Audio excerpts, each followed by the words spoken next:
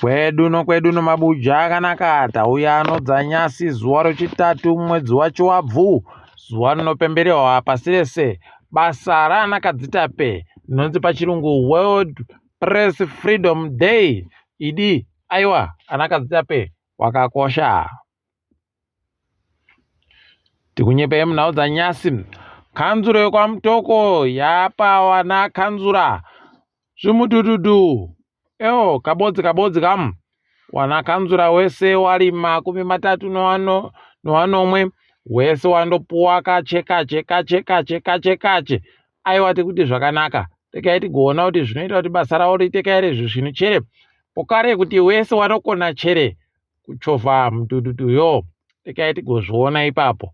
Wama wanangwarira kuzogwa nokuti mudududu ka unogwisa munhu kana aribe kuujaira. Tekai tizoone kuti zvinoenda mberi nopapi.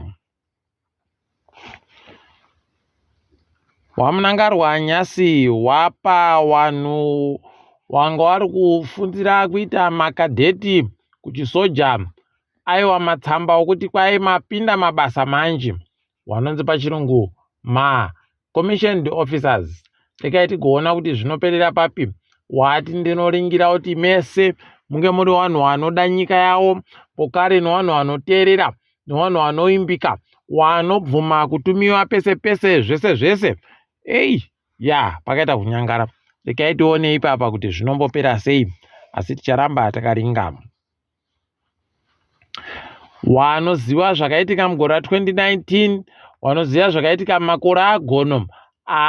Zvatanda pokare zvabenuka. Herald wagoreketai kuti kwai hurumende yakutoisa kuti warimi wakone kuboya dhiziri rawanenge wari kutenga naiyo mazigi. Ukanona panzi zigi pauziva kuti paita kunyangariwa. Paribe chisvinu chaicho. Ukaona zvadari watanda pokare kuda kuba ndokune kwakuitika kam. Koka mapurazi ndo wanawo mazhinji makuru. Wanenge wachindoenda wachindoti ndikuda dhiziri yakawanda so. Wachindoenda wachindoti ndikuda petro yakawanda so. Chao kundopuwa wachimora wobva waiunza pamuseka mutema motenga nayo mayusa wobenuka pokare wototenga nemazigiyo wobva imi wendo huno muchaita kudichiwa nazvo muchazviona inyu zvinenge zvichiitika. Charamba takaringa. Wamuturi wagosiya wanhu wese wari kuita kusaya pokuringa nomanyepo wanga wari kureketa kwai zvinhu zvakarongeka munyika yeZimbabwe nokuti chiribe zvikwereti. Dzimba dzamunotoona dzakamira dzakavakiwa nomari dziribe zvikwereti. Motika dzamunoona dzakatengiwa nozviribe zvikwereti.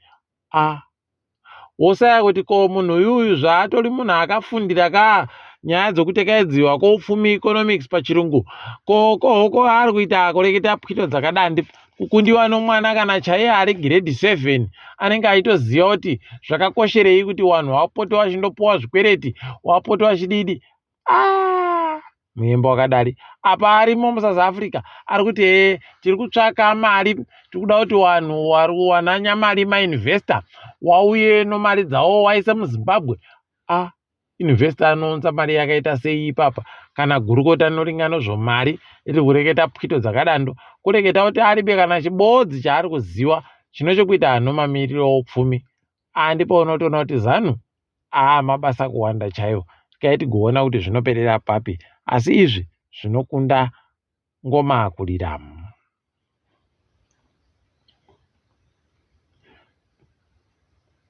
Mutakazi Republic Party waagotoenda ipapa munzvimbo dzinopindira mapostori. Wakatanda kuparadza wakati taubisa zvinhu zvisinei nevanhu vekumaTepeland munzvimbo dzedu. Ndo zvinoitiwa chere. Rekai tigoona kuti zvinopera sei ipapa. Apa wakafitira usungiwa pokare upfikiwa.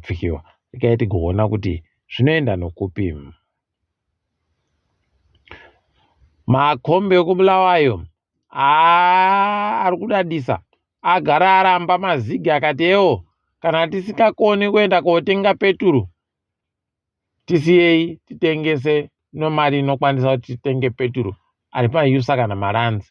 Kureketa ipapa muchatoona makonokono yano pachatanda futi pokare kunzi pamusoro pawarimi taakutiwo makombi waende kotenga peturu nomazigi wamwe zvondoita zvidando pauri kutsvaka mukana wokubaka mapene aya idirekai muone zvinoitika kugore rino kuti zvakambomira sei.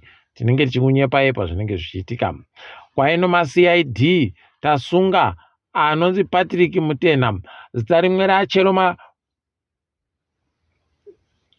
romauyanga, kwai anonzi Chimpa anotengesa dzimotika guruguru dzinoshisa. Kwai ipapa asungiwa kuti akagoba motika pokare nokutekaidza mari zvisiri pamutemo nokuwacha mari. Tikaiti goona kuti zvinenge zvimbopera zvakaita sei, tinenge tichikunyepai. Heno kuti akavhiringana nani ko kazhinji kavo vanenge vachikuziva vachindokuchengetedza havo, musi waunotsikana nawo konzi unodokerera watopfikirwa zvotosaya basa paya. Tikaiti goona kuti zvichaperera papi. Zimbabwe yajiwa nochikwata choBangladesh wainge iri kutamba mutambo T20 World Cup qualifier. Waita kurakashiwa, kuzvambaradziwa, kuumburudziwa chaiko, zvokutoti dai ari mupwere ari kubva kootamba anenge ari kuuya akatondo kakaita kuzara nomusoro hidi zvakaita kunyangariwa. Heno kuti nyika yedu zvichazochinja chere, hidi hiwi charamba takandolinga hedu. Apa wobhora ipapa tiri kunyepai kutoti murairidzi woManika Diamonds Jairus Tapera pokare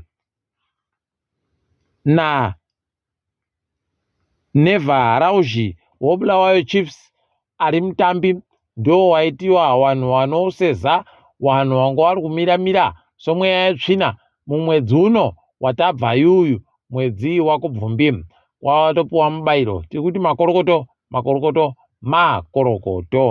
Tikaringa bhora dzamangwana, wakomana woBhiwo vanochera woBhikita Minerals vanenge varipo kudamburirana nomafoni unooteo 1. Tikaitione kuti mbani anokunda ipapa.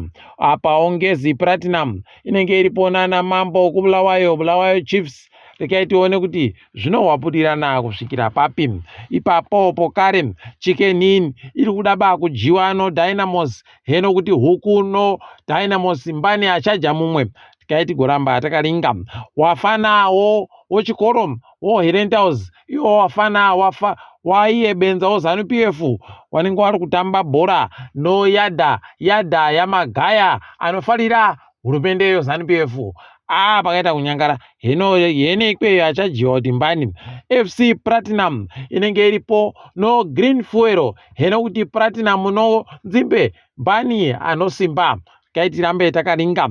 Uku kumagetsi kuZPC vanenge varipo ipapo vachiringana usu nousu nongoda. Heno kuti magetsi nongoda chii chinoita kuti tasa, tinondoziva basi kuti chimwe chikomba tasa panohwa mikono kam. Tikaiti gokunyepai kuti zvinenge zvatamba sei zuva ramangwana.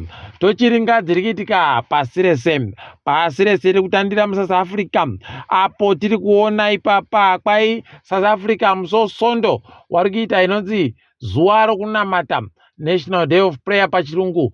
Asi zvatonyatsa kusamisa ipapa kwai sangano riri kutekaidza sarudzo roIEC rati tinenge tiripo ipapo tautopindawo ipapo tikuda kugosara. Aidi zvakanaka izvi. Rikaiti kuona kuti vanenge vachizviita muitiroi. Heno nokutoti zvitendero zvacho zvakawanditsa muSouth Africa mumu, wochiwanhu, wochiMoziremu, wochiBudha, wese nowasingatiwo nowanoti kuribe Mwari mumwoyo mavo, wese wandoripo wanoti tine chitendero chiribe Mwari, unobva wazvisaya idi. Rikaitione kuti zvinenge zviperera papi. Muno imwe nyaya, waJacob Zuma wagoendesa nyaya kudare rodzimhosva guruguru. Dare guruguru rinoringana zvebumbiro romutemo Constitutional Court pachirungu. Wakati wana mutongi wese wakawatiwa nomhosva iyo waribe mhosva ngavabude munyaya iri kuuya noIEC.